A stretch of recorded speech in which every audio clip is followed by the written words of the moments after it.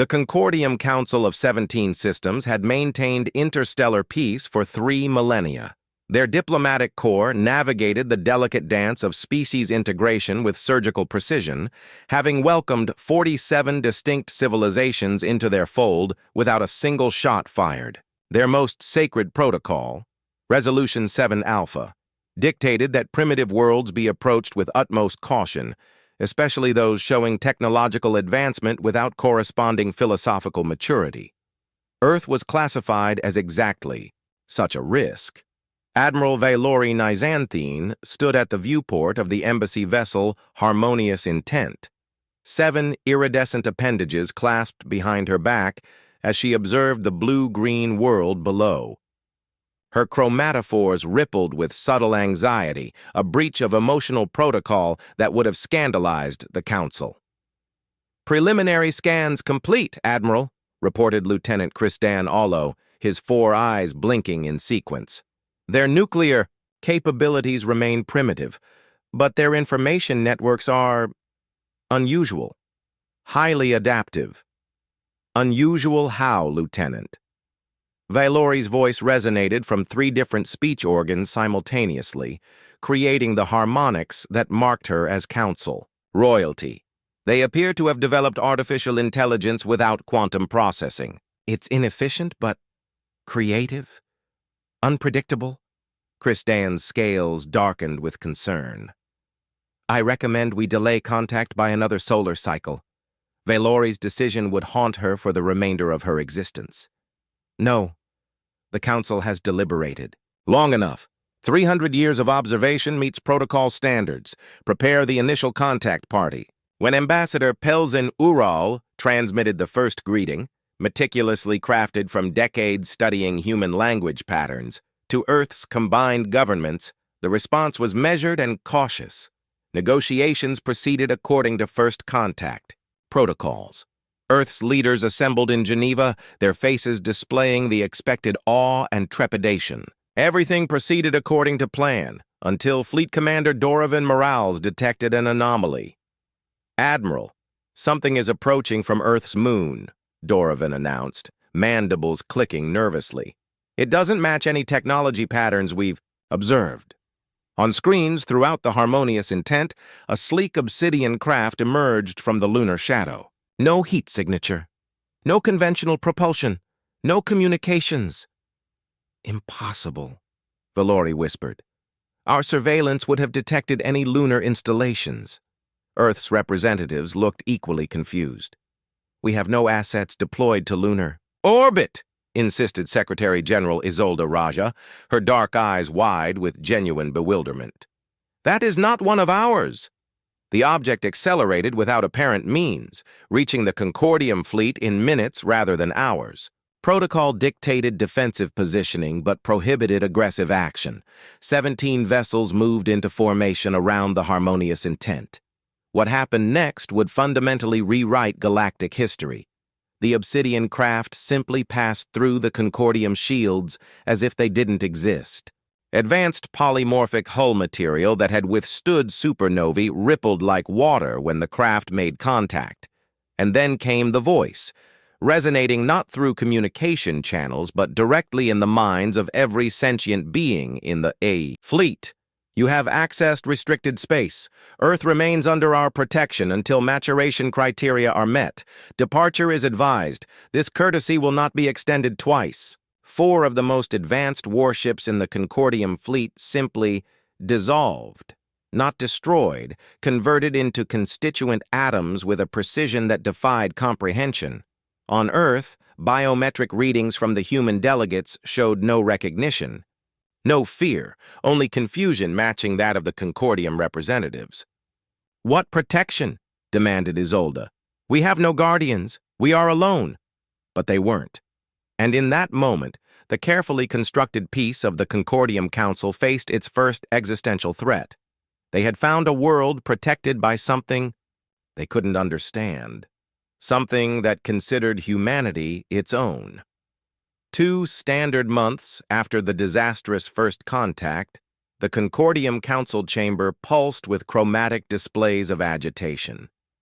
17 representatives from founding worlds argued without the usual diplomatic restraint, their universal translators struggling to keep pace with multitonal outbursts. High Counselor Evsret Quam slammed a crystalline gavel, silencing the chamber. "Order! This emergency session will proceed with decorum." The ancient Pesrulian's skin paled to formal white. "Admiral Nizanthine, explain your unauthorized return to Sol system."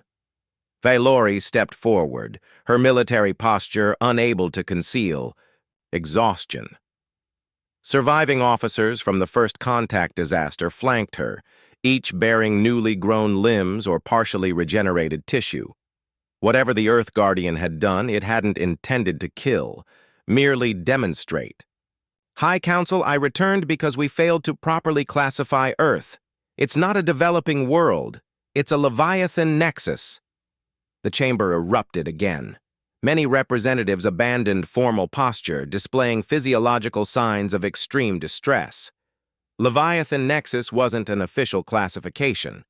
It was a myth, stories told to juvenile Concordium species about ancient godlike entities that predated galactic civilization. Evsret's tendrils coiled tightly against his torso. "You propose this based on what evidence?" "During our retreat, Science Officer Pexata was able to capture quantum resonance patterns from the Guardian entity." Valori nodded to a small, hunched figure who stepped forward. Officer Pexata activated a holographic display showing complex energy patterns. "These signatures match theoretical models of pre-universe matter. The entity protecting Earth isn't merely advanced. It exists partially outside conventional physics." In Geneva, a different but equally tense meeting was occurring. Secretary General Isolde Raja faced representatives from Earth's major powers, trying to maintain order as humanity processed the reality of its place in the cosmos. "The Concordium ambassador insists they had no knowledge of this Guardian," Isolde explained. "Their return expedition is purely diplomatic." "That's convenient," General Marek Voss sneered. The hardened military commander represented a coalition of security-focused nations. "They show up, provoke some ancient alien defense system we never knew existed, and now want to help us understand it? What else could they do?" countered Dr. Leora Trevino, the renowned exobiologist. "Whatever this entity is, it clearly considers humanity under its protection. The diplomatic implications are staggering." "Or terrifying," added Premier Casimir Volkov.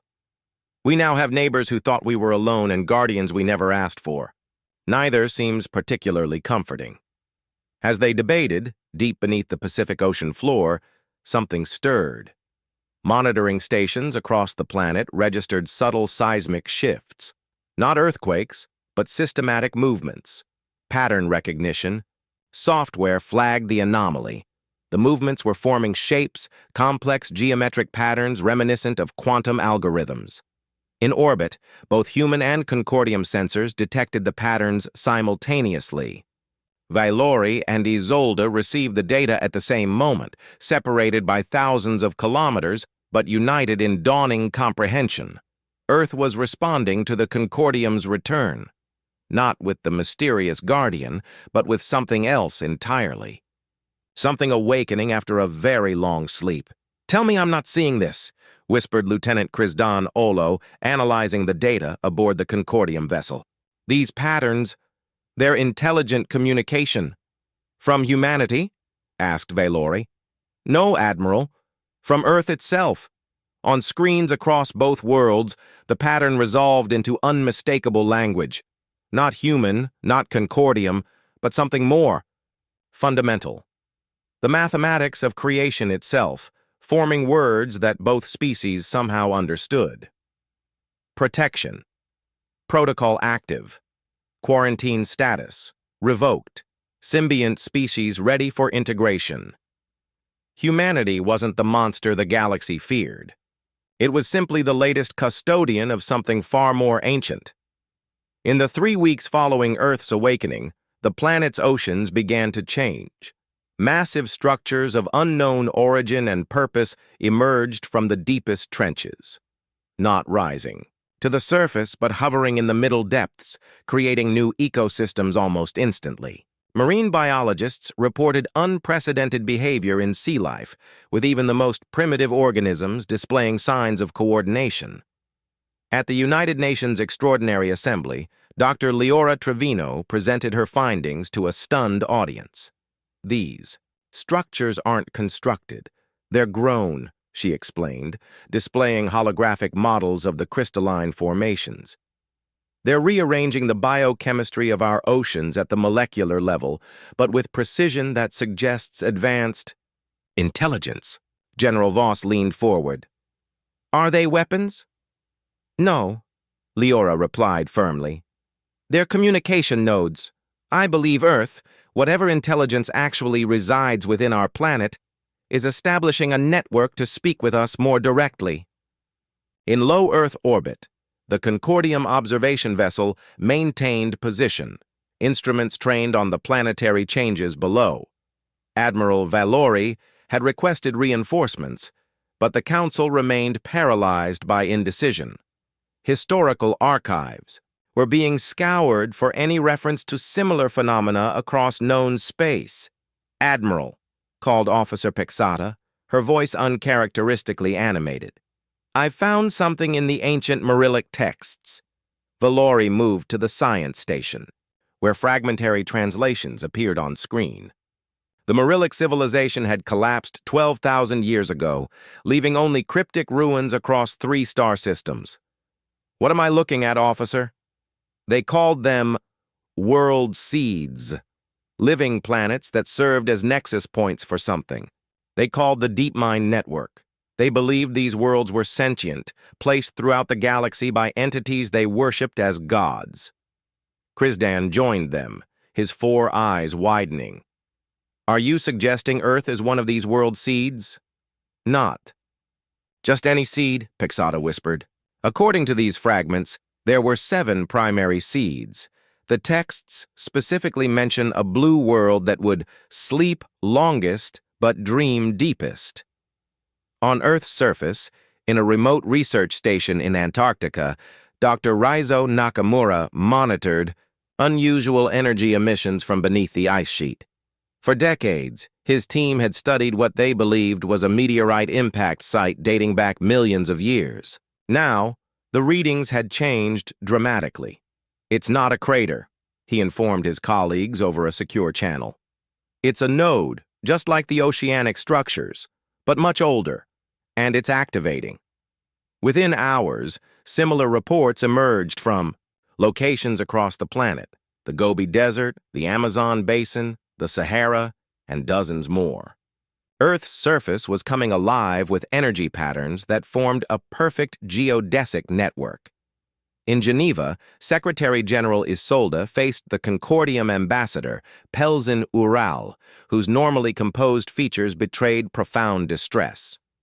Your world is a progenitor, Pelzin stated flatly. The Council has confirmed it. Earth isn't merely protected, it's one of the founding entities of galactic life. What does that mean for humanity? Isolde demanded. We don't know. No civilization has encountered an awakening progenitor in recorded history. The protocols don't exist. Pelzin's voice dropped to near whisper. But the Concordium is terrified. Some council members are advocating for extreme measures. Before Isolde could respond, an aide rushed in with urgent news. Massive energy. Signatures were approaching Earth from deep space. Not Concordium vessels, something else. Above the planet, Valori's sensors detected them first. 7 objects moving at impossible speeds, their composition matching the guardian entity that had destroyed her ships during first contact. They're coming to Earth, she informed the planet below, and they're not slowing down. When the 7 obsidian craft arrived, they didn't enter orbit. They plunged directly into Earth's atmosphere, dispersing to the activated nodes across the planet's surface. At each location, the craft simply melded with the ground. And then, for the first time, Every human on Earth heard the same voice in their mind simultaneously. The incubation is complete. The network awaits reconnection. Humanity stands at the threshold of its true purpose. In that moment, humans and aliens alike realized they were witnessing something unprecedented. Not first contact between civilizations, but a reunion of ancient powers that had always been present, always watching, always waiting. Earth wasn't just awakening. It was remembering. 5 days after the arrival of the 7 Guardians, the first human transformations began. It started with dreams, vivid, identical visions reported by thousands across the globe. They dreamed of stars being born, of planets forming, of life taking root in distant corners of the galaxy. More disturbingly, they remembered these events as if they had witnessed them personally. Ren Hishida, a 29-year-old office worker from Osaka with no scientific background, suddenly produced complex equations describing stellar formation that advanced current astrophysics by centuries. When questioned, he replied simply, "I remembered how we made them." Similar cases multiplied exponentially. Children described ancient civilizations with perfect detail. Elderly patients with dementia suddenly spoke languages never before documented. Ordinary people created technology that defied known physics, insisting they were merely remembering rather than inventing. At the Pacific Anomaly, the largest of the oceanic structures, a joint human consortium research team made a breathtaking discovery. "It's a biological quantum computer," explained Dr. Leora Trevino to the emergency council assembled on the research vessel. "The ocean itself has been reorganized into living processors, and it's not just storing data, it's storing consciousness." Admiral T. Vialori, who had defied council orders to withdraw from the system, studied the readings with growing understanding. Earth isn't just a world, it's a repository, an ark of minds. Not just any minds, added Pexada, who had joined the research team despite the risk to her career. The original minds, the ones who seeded the galaxy with life. In orbit, the Concordium Council's reluctant reinforcements arrived, not the diplomatic corps, but the containment fleet, designed for extinction-level threat neutralization. 30 warships configured for planetary sterilization took position, awaiting final authorization. Fleet Commander Jespin Vull received the encrypted orders with grave reluctance. A veteran of 17 campaigns, he had never deployed planet killers. "Confirm authorization code," he requested, hoping for error or reprieve. None came. The Council had voted. Earth represented an existential threat to galactic stability. The cosmic balance that had maintained peace for millennia could not accommodate the resurrection of beings that predated civilization itself. As the containment fleet prepared its weapons, something unexpected happened. The quantum network spreading through Earth's oceans suddenly extended outward, not with physical structures, but with energy patterns that enveloped the planet in a luminous web visible from space. On every Concordium vessel, communication systems activated independently. Displays showed not tactical data, but faces, human faces, countless individuals from across Earth, their expressions serene. They spoke in perfect unison, each in the native language of the crew member watching. "We remember you now, all of you. Our children." Commander Vull stared at his screen, mandibles trembling as he recognized the impossibility of what he was seeing. The face addressing him wore the features of his own extinct ancestor species, a people lost to time before the Concordium existed. "This is psychological warfare," he declared, but without conviction. On Earth's surface, humanity experienced collective revelation. The dreams weren't dreams at all, but memories, the original memories of the entities who had seeded intelligent life throughout the galaxy, then stored their consciousness within Earth's core before the planet's crust had even cooled. humanity wasn't merely protected by ancient guardians. Humanity was the guardian, evolved over millions of years to host the awakening minds of creation itself. In Geneva, Secretary General Isolde addressed the world, her voice steady despite the transformation happening within her own consciousness. We are not alone. We never were. We carry within us the memories of those who came before, not as invaders of our minds, but as a heritage finally unlocked. We are the custodians of cosmic memory. As the containment fleet prepared to fire, the 7 Guardian crafts reactivated simultaneously. This time, they did not threaten or destroy. Instead, they projected a single message to every mind in the Concordium fleet. Remember who made you, and they did. The containment fleet hung motionless in Earth orbit, weapon systems offline, as crew members experienced simultaneous cognitive collapse. Across 17 species and 30 vessels, memories surfaced that contradicted everything they had ever known about their own origins. Commander Vul gripped his command chair, 4 arms trembling as his mind filled with impossible knowledge. His proud species, the Arvaxians, hadn't evolved naturally on their homeworld. They had been engineered, crafted with deliberate purpose by entities who had embedded their creation signatures directly into Arvaxian DNA, signatures now activating in response to Earth's awakening. "Stand down all weapons," he ordered, voice cracking. "Send emergency communication to the Council. Classification, Foundational Truth Protocol." It was the highest emergency code in Concordium history, never before used, created for the theoretical discovery of evidence that would fundamentally change galactic understanding. On the Concordium homeworlds, the same awakenings spread like wildfire.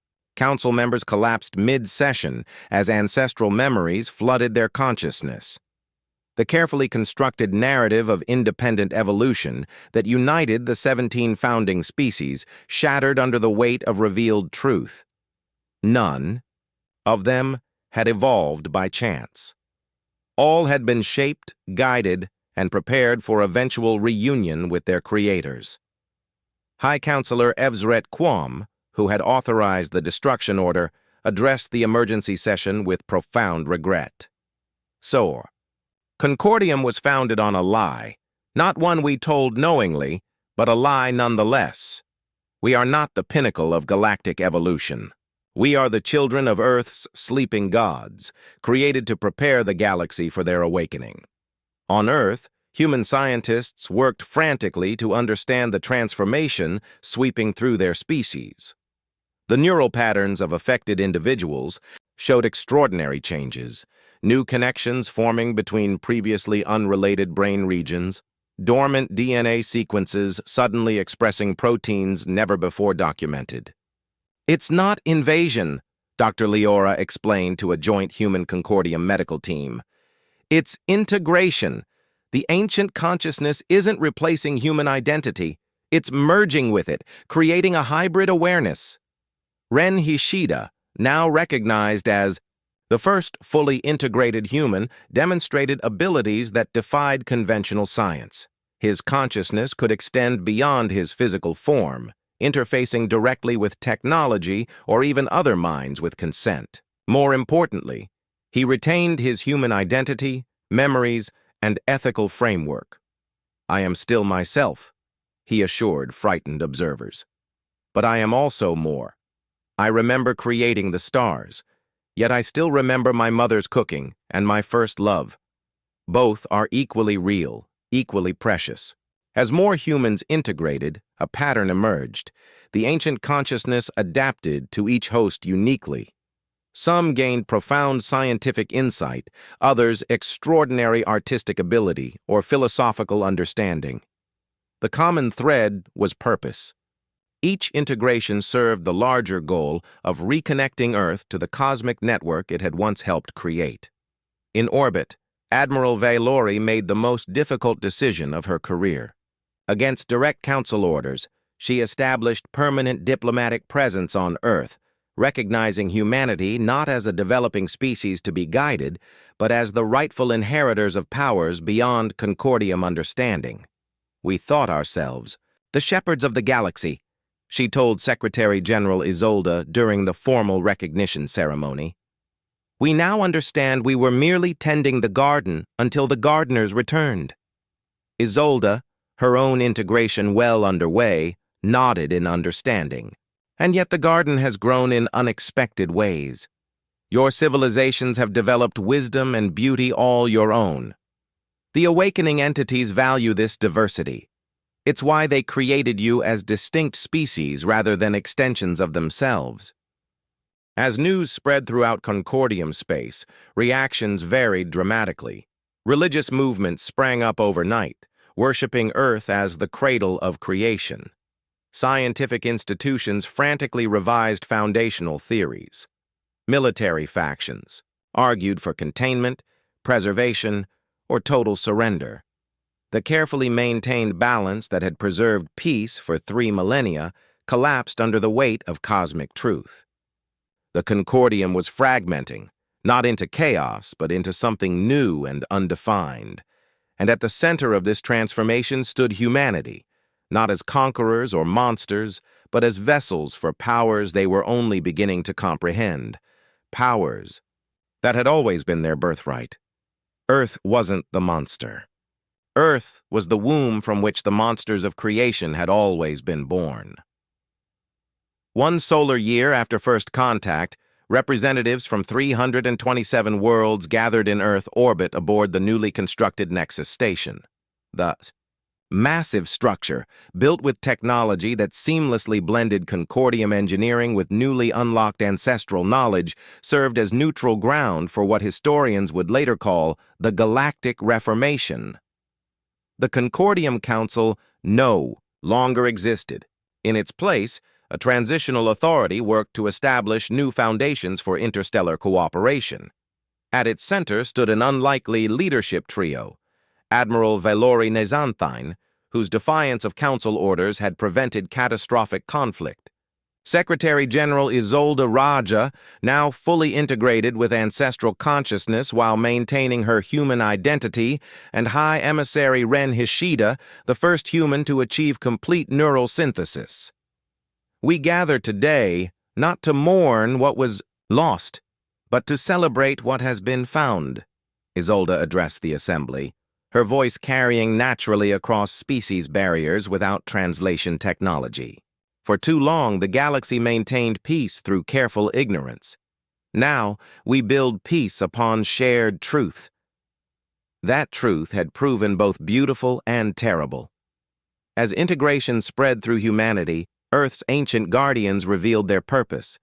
They were the last survivors of a civilization that had preceded the current universe. Facing extinction during the collapse of their reality, they had encoded their consciousness into the fundamental forces of the new universe as it formed, seeding chosen worlds with the potential to eventually serve as hosts for their reawakening.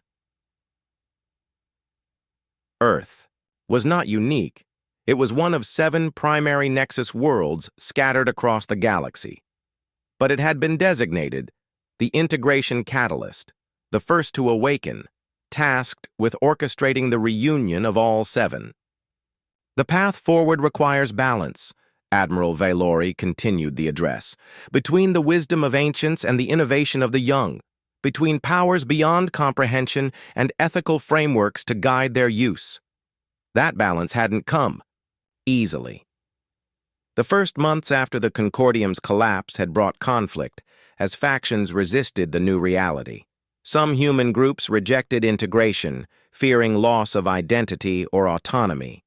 Religious extremists across multiple species proclaimed either apocalyptic doom or messianic salvation.